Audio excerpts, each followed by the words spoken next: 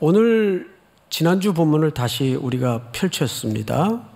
지난주에는 우시야 왕이 죽던 해 52년의 권자가 무너졌습니다. 그것도 부국강병을 이루어낸 절대 권력이 무너진 겁니다. 그때 세상은 흉흉했고 유다는 절단 나는 것처럼 온 나라가 대혼란에 빠져 있을 때 한 사람이 성전에 들어가 앉습니다. 이사야죠. 그리고 그 성전에서 이사야가 크게는 세 가지 그림을 보게 됩니다. 지난주는 첫 번째 그림이었습니다. 높이 들린 하늘 보좌를 보게 됐습니다. 이 땅의 절대 권력의 상징인 보좌가 무너지던 때 끝날 줄 알았는데 여전히 보이지 않는, 더 진정한 높이 들린 보좌를 이사야에게 보여주신 거예요. 보좌에 앉으신 이의 옷자락이 어디에 드리워져 충만했다 그랬습니까? 성전에 드리워져 충만했다 그랬어요. 성전은 뭐 하는 곳이에요? 예배하는 공간입니다. 아무리 세상이 대혼란 속에 있어도 여전히 하나님은 하나님의 경영을 어디에서 누구를 통해 찾고 계십니까? 예배 공동체를 통해서 하나님의 경영하심을 보여주시고 드러내신다는 겁니다. 그러니까 이 교회 공동체는 예배하는 공동체인데 아주 예배가 중요합니다. 예배 주의가 아니라 예배 자체가 굉장히 중요한 하나님의 영광을 만나는 질서이고 원리이죠. 그런데 그 예배 초소에 앉아있던 이사야에게 그 그림을 보여주면서 오늘 성경을 보십시다. 몇 절을 보시냐면 5절을 보세요. 5절.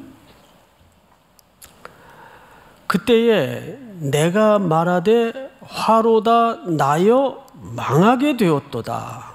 자, 여러분, 두 번째, 위로는 하나님의 해같이 빛나는 영광의 보좌를 봤는데 그 영광의 보좌에 눈이 열어지면서 이사야는 자기 안에 죄를 봐요. 내가 망할 수밖에 없는 죄인이구나. 그러니까 1인칭을 씁니다. 나로 망하게 되었다. 자, 그런데 조금 더 볼까요? 나여 망하게 되었도다. 나는 어디가 부족한 사람이요? 입술. 입술은 입을 얘기하는 것이고 그 입은 언어의 통로입니다. 언어는 뭘 담죠? 가치관, 생각, 사상. 이 전부 언어 속에 담아져 내는 거예요. 요즘 참 씁쓸하고 불쾌한 현상 하나가 뭐냐면 그렇게 욕들을 자연스럽게 합니다. 근데 그 사람의 마음의 질서거든요. 제가 기함할 일은 요즘 노트북들 많이 보시잖아요. 거기에 이제 개인 방송들이 많이 돌아다녀요. 공영방송에서도 그렇지만 이게 이제 개인 방송으로 들어가면 욕 차원을 넘어섭니다. 온갖 지저분하고 더러운 욕들이 그냥 자연스럽게 거기서 뱉어집니다. 18은 보통이고 10원짜리, 20원짜리 장난이 아니에요. 더 기절할 일은 목사라는 사람들이 청년들, 청소년들을 앉혀놓고 그냥 정말 입에 흉내도 낼 수 없는 욕을 써가면서 하나님의 말씀을 가르치는 소통의 도구로 욕을 소통의 도구로 삼습니다. 예수님은 뭐라 그러셨어요? 더럽고 악한 것은 흉내도 내지 말라 그랬어요. 말이 거칠어지면 그 사람 뭘 들여다볼 수 있는 거죠? 심성과 심상을 들여다볼 수 있습니다. 그래서 여러분, 말을 거칠게 하지 마십시오. 나적하게, 조용하게, 부드럽게, 따뜻하게. 근데 점점 이 언어가 사나워지고 격해지고 더러워집니다. 이건 굉장히 안 좋은 사회적 분위기를 만들어낼 수밖에 없어요. 그리고 길거리에 그 플랜카드, 특별히 용산 근처에 플랜카드 붙어있는 그 선정적이고 격한 문구를 보면 너무 비명소리가 가득한 것 같아요. 온 세상이. 자, 그런데 이사야가 입술을 얘기합니다. 그러면서 이런 얘기를 해요. 입술이 부정한 사람이요, 나는 입술이 부정한 백성 중에 거주하면서, 자, 처음엔 내 죄였는데 나로 망하게 되었는데, 사실은 이 나라는 1인칭 화법은 유다를 대표하는 상징적인 그림이에요. 그리고 이 나가 뭘로 지금 확대되어 있죠? 백성 단위로 확대가 되어 있어요. 그러니까 이사야의 그림은 백성을 대신하는 그림이고 그 시대를 대변하는 그림이라고 보면 정확합니다. 그런데 이 백성 중에 뭐라 그랬어요? 거주하면서 만군의 여호와의 이신 왕을 배웠음이로다 하였더라.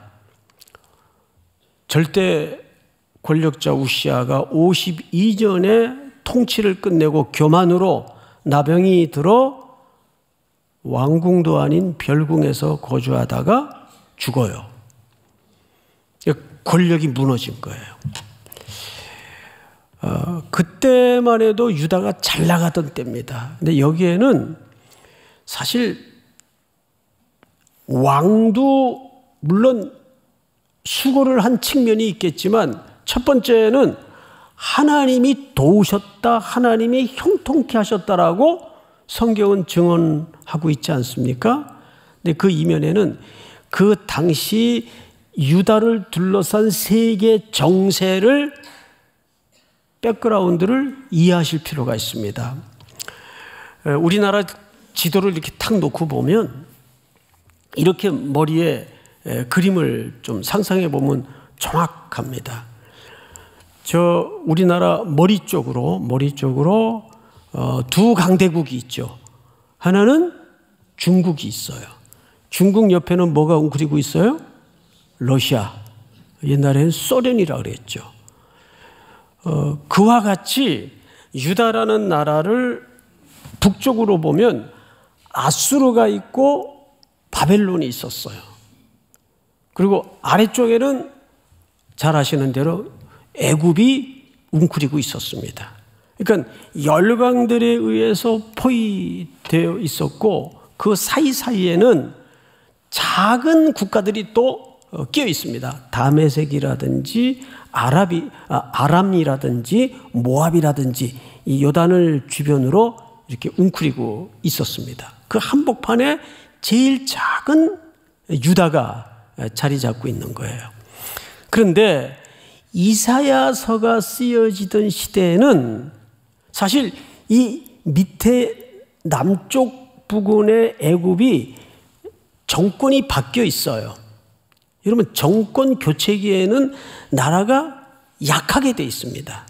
그러니까 내치를 돌아보기에도 급급할 때라 유다를 건드리고 신경 쓸 겨를이 없었습니다. 그래서 자연적으로 유다는 좀 열강들의 손아귀에서 그래도 시대적으로 자유로웠던 시대예요. 그러니까 부국강병을 이룰 수가 있었죠. 이것마저도 성경은 누구의 도우심이라고 기록하고 있습니까? 여호와의 도우심이라고 기록하고 있습니다. 왜? 만주의 주가 되시고 만군의 주가 되시는 분이 하나님이시기 때문에. 그런데 문제는 이 유다가 하나님 앞에 이스라엘과 함께 말씀을 떠나고 불순종하고 우상숭배하고 듣지 않으니까 북이스라엘은 일찍이 아수르를 통해서 먹어버리게 만듭니다. 근데 이 아수르가 한창 절정기에 있을 때 그 옆에 바벨론이 막 상승 기류를 타고 일어나던 때예요. 근데 결국 문제가 터지죠. 그 사이에 대륙의 요충지라고 불리우는 교과서에도 나오는 갈그미스라는 지역이 있습니다. 들어보셨죠? 갈그미스. 그걸 먹기 위해서 바벨론하고 아수르하고 으르렁거려요. 그래서 그 유명한 갈그미스 전투가 1차, 2차에 걸쳐서 벌어집니다. 뭐 어젠가에도 벌써 지금 350명이 죽고 3,200명이 사상자가 나고 하마스 집단이, 하마스라는 집단은 여러분 아시죠?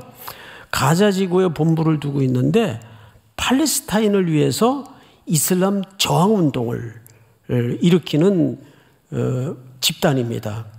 그런데 그 이스라엘 정보망도 눈치채지 못하게 미사일 공격을 퍼붓고 또 낙하산 부대를 떨어뜨리고 이러면서 이스라엘 정부에서는 지금 뭘 선언했죠?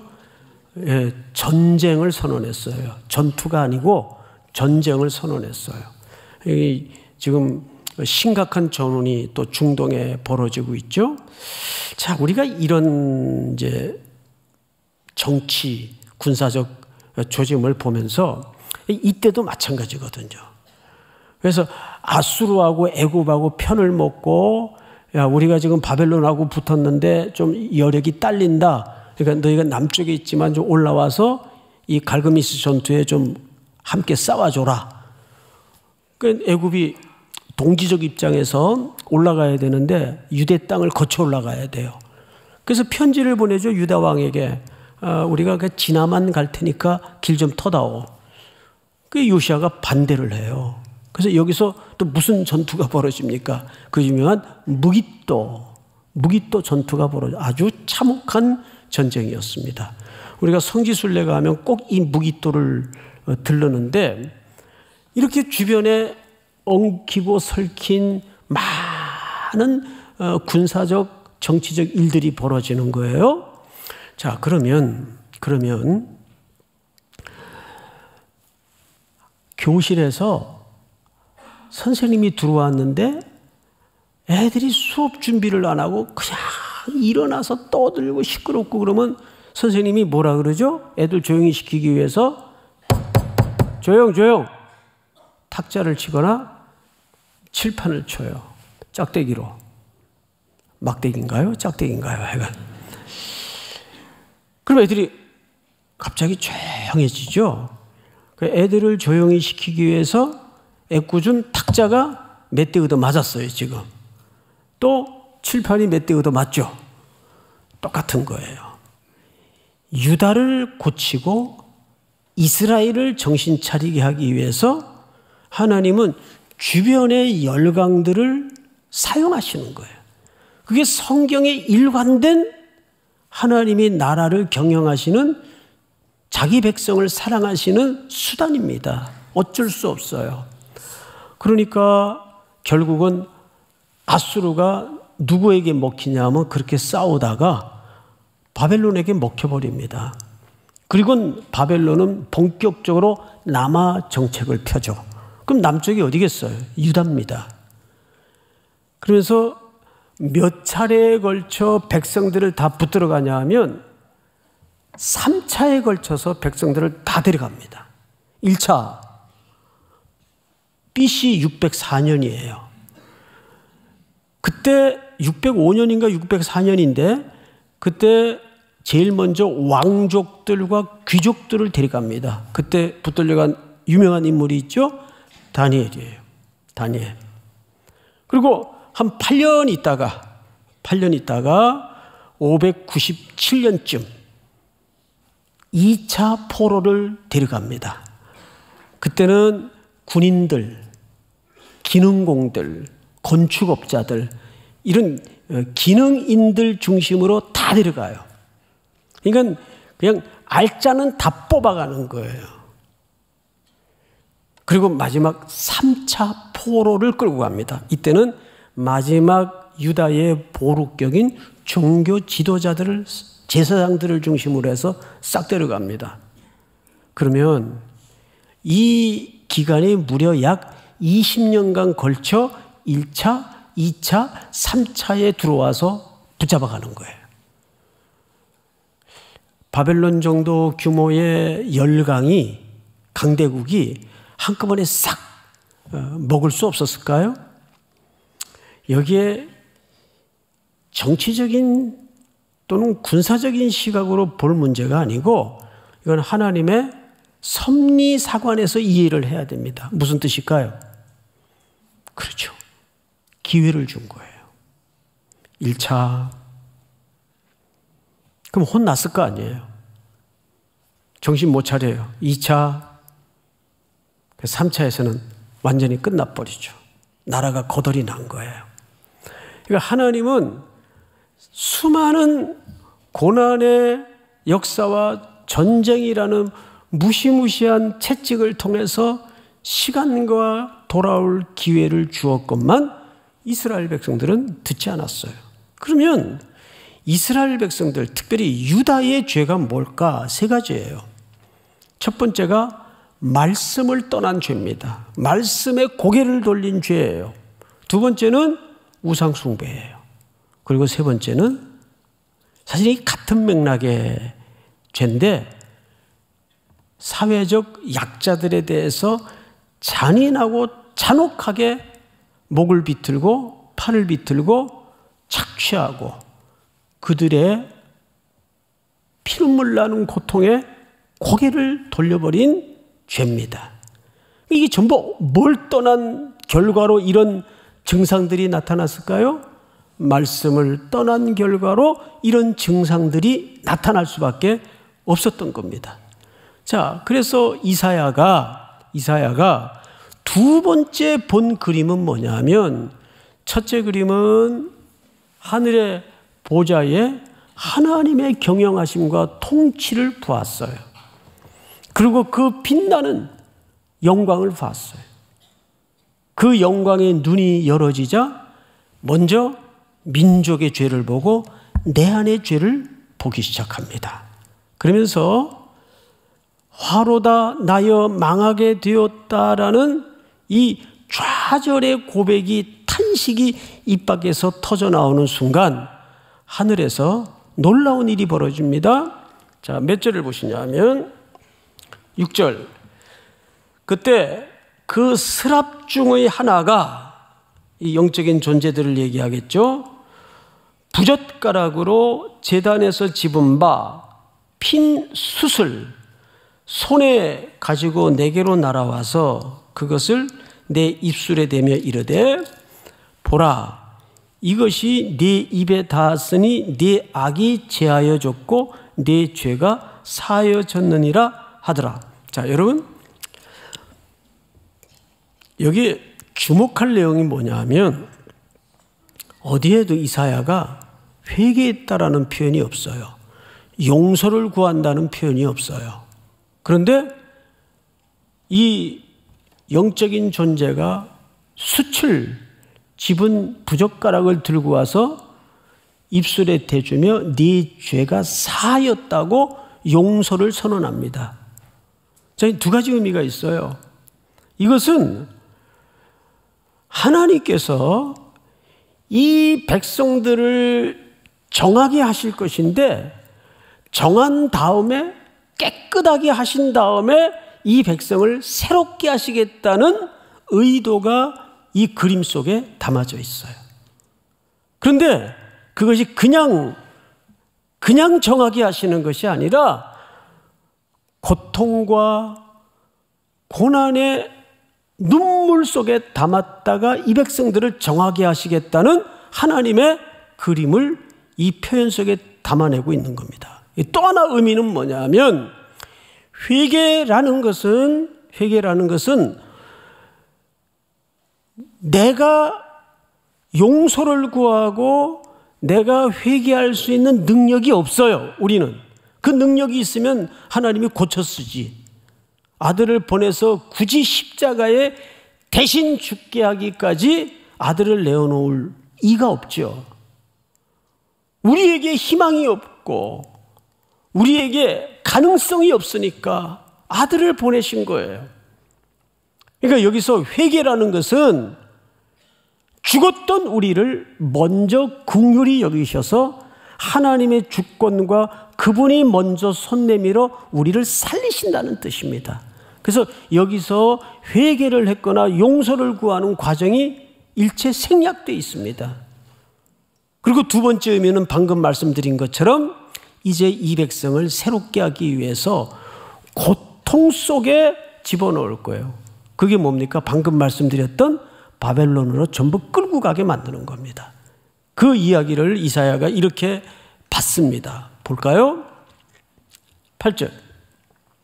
내가 또 주의 목소리를 들으니 주께서 이르시되 내가 누구를 보내며 누가 우리를 위하여 갈꼬 하시니 그때에 내가 이르되 내가 여기 있나이다 나를 보내소서 하였더니 이제서야 이사야의 귀에 뭐가 들리기 시작해요? 주의 음성이 들리기 시작해요. 이건 아주 중요한 순서입니다.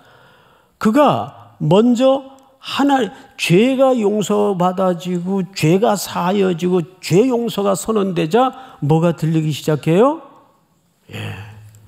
말씀이 들리기 시작해요. 우리 마음에 하나님 사이에 죄가 가리워지면 말씀이 안 들어와요.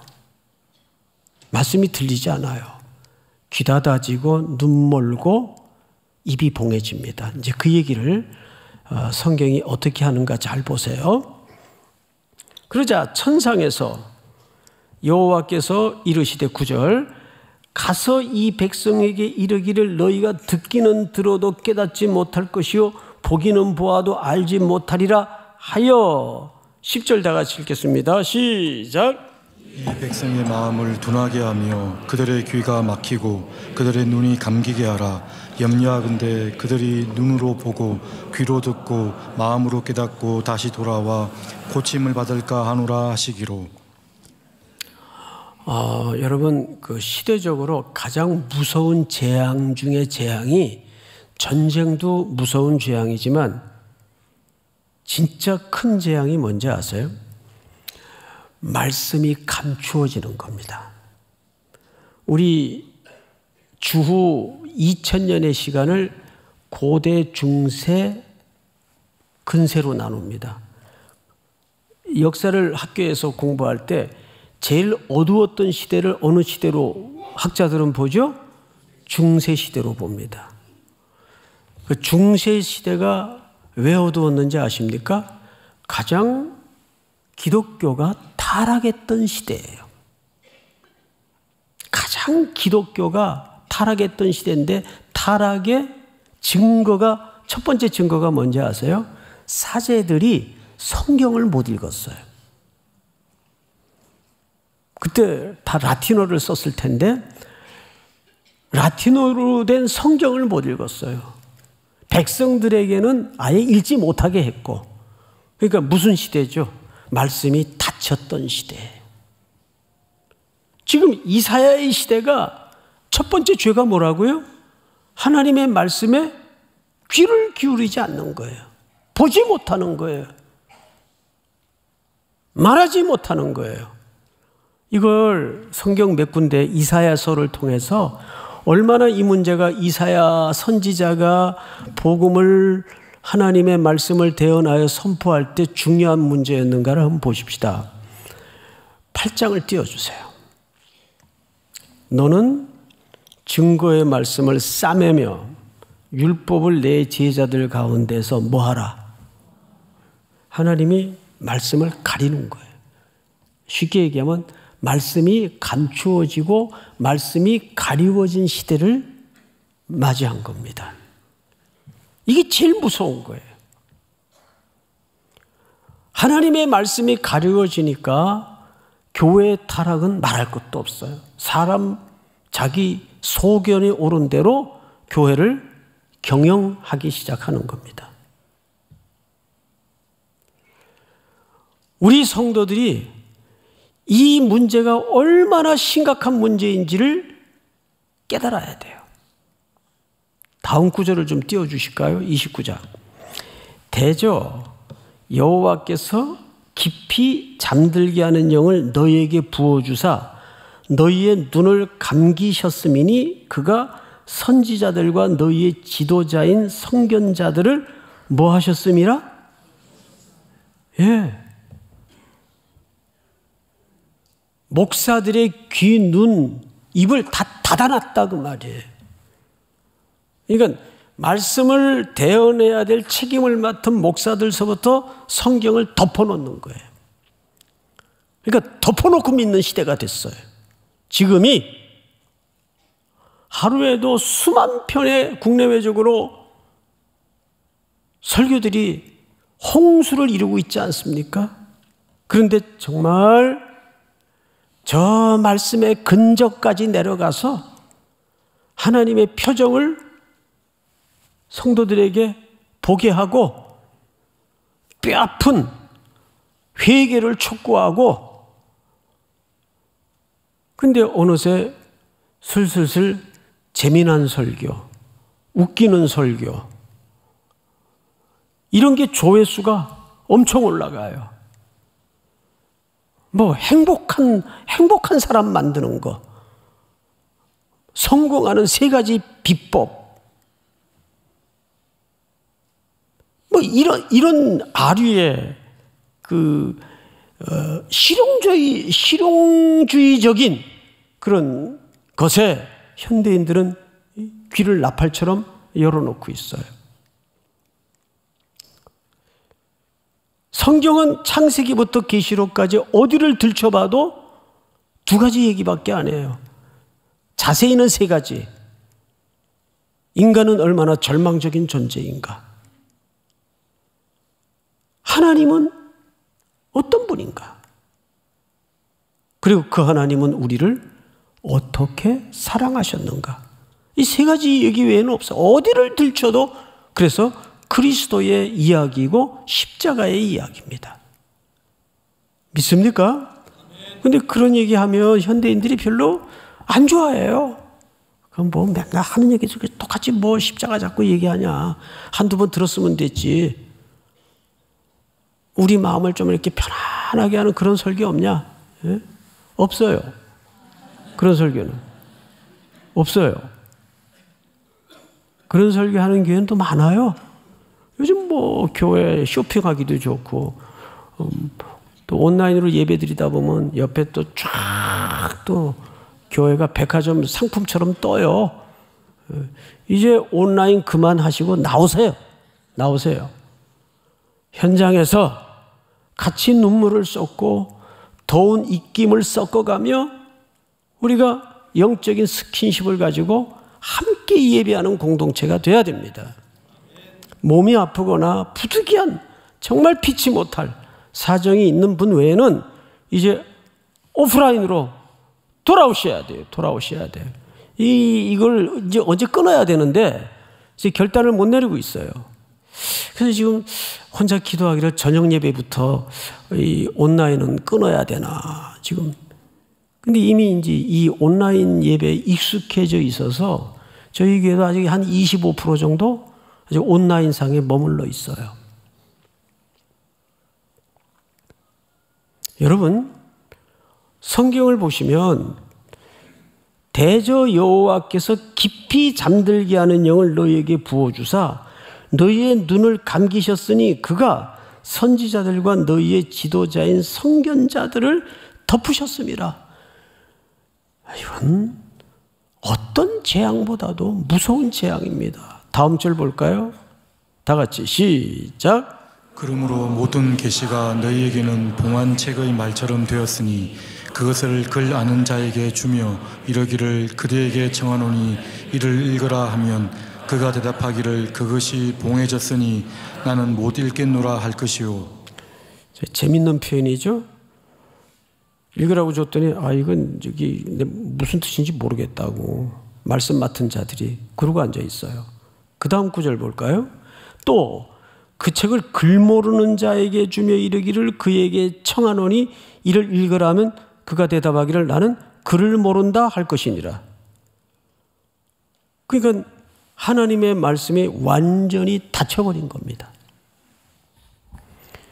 민족의 소망, 교회의 희망은 다시 우리 선배들이 그 척박하고 촉은 목표에 공고했던 시절에도 말씀을 붙들고 말씀 때문에 순교하고 말씀을 사랑했던 민족이에요. 저는 단언컨대 이 시대의 새로움, 이 시대의 부흥은 하나님의 말씀이 다시 열어져야 됩니다. 믿습니까? 듣기 좋은 설교가 아니라 들어야 되는 설교를 들어야 돼요. 근데 우린 듣기 좋은 설교만 들으러 돌아다니죠. 설교 쇼핑하러 돌아다니지 마세요. 다시 설교 쇼핑하지 마세요. 믿습니까? 네? 정말 내가 들어야 될 설교가 뭔가, 말씀이 뭔가. 저 설교가 저를 포함해서 저게 바른 설교인가? 아파도 들어야 되는 설교인가? 내 귀에 듣기 좋은 설교인가? 그 구분할 줄 알아야 돼요.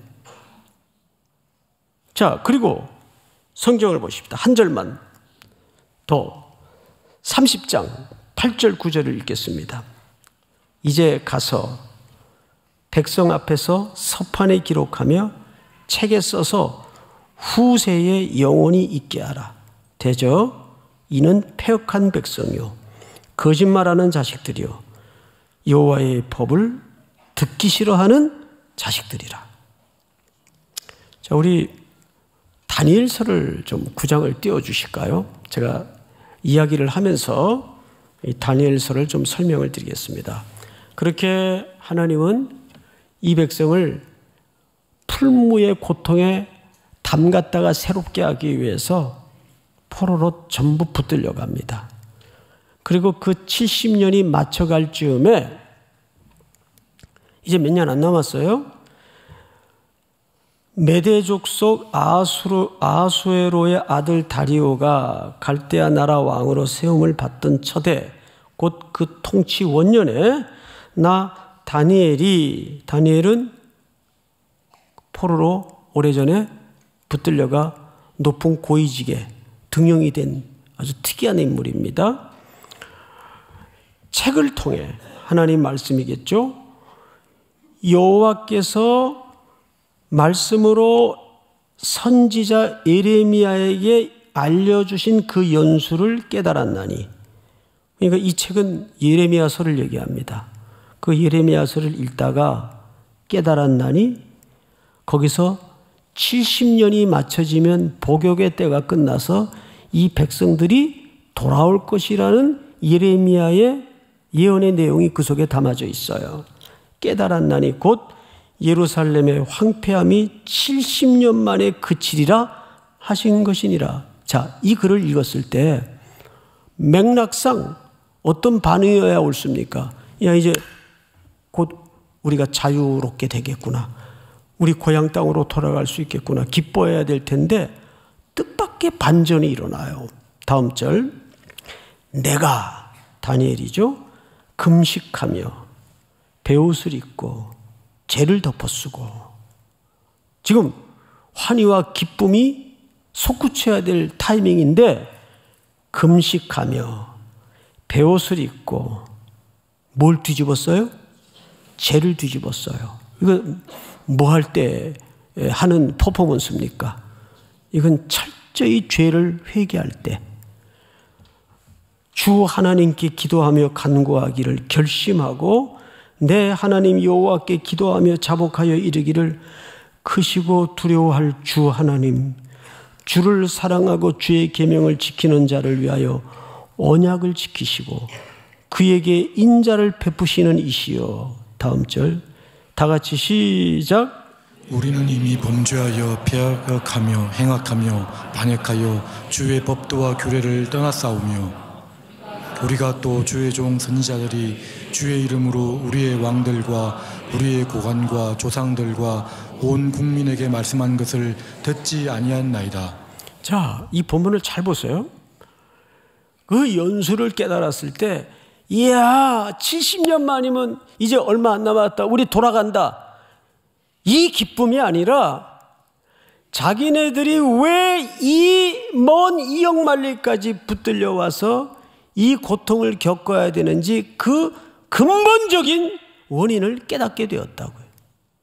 그래서 내 죄를 넘어서 우리는 이미 범죄하여, 여기 우리는 조상까지를 포함한 백성 공동체로 확대되고 있어요. 그렇죠? 이사야가 본 그림처럼 나여 망하게 되었는데 내가 그 망할 수밖에 없는 백성 중에 한 사람으로 지금 있습니다, 그 뜻이. 똑같은 원리예요. 우리가 이렇게 고통을 겪고 시련을 겪었던 것은 하나님의 말씀을 떠난 까닭이었구나.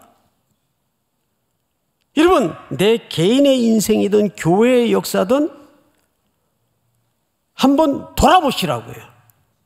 듣기 싫어도 돌아보시라고요. 다니엘이 그걸 봤어요. 이제 우리 지긋지긋한 이 포로 생활 끝내고 고향으로 돌아간다가 아니라 왜 우리가 고향은 황폐해지고 1, 2년도 아닌 70년 가까이 이 고통의 시간을 겪어야 되는지 그 근본적인 원인을 깨닫게 되었다고요. 뭐라 그래요? 우리는 이미 범죄하여 패역하며 행악하며 반역하여 주의 법도와 규례를 떠나 싸우며 우리가 또 주의 종 선지자들이 주의 이름으로 우리 왕들과 고관들과 조상들과 온 국민에게 말씀하신 것을 듣지 아니하였느니라. 믿습니까? 예? 제도 바뀌고 새로운 프로그램 들이대고 이런다고 시대가 달라지고 사람이 달라지는 게 아니에요. 말씀은 좌우의 날성콩과 같이 능력이 있어요. 우리 삼일교회와 성도들은 그 살아있는 말씀에 신실히 붙들리는 그 말씀이 움직이고 말씀이 통치하는 교회 공동체와 여러분들의 개개인의 삶이 될 수 있기를 우리 주님의 이름으로 축원하고 축복합니다. 다 일어나십시다. 우리 예수 앞에 나오면 287장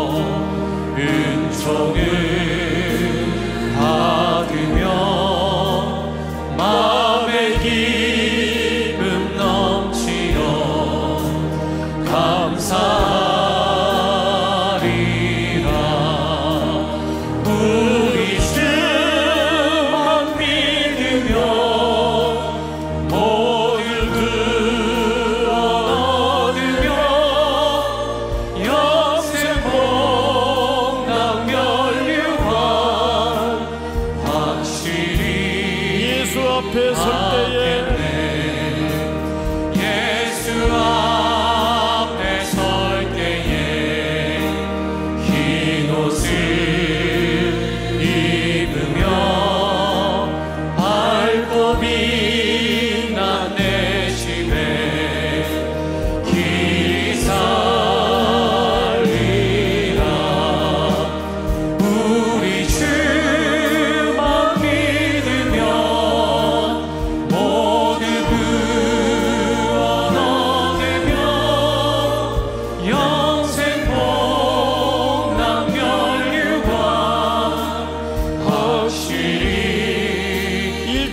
기도하셔야 합니다.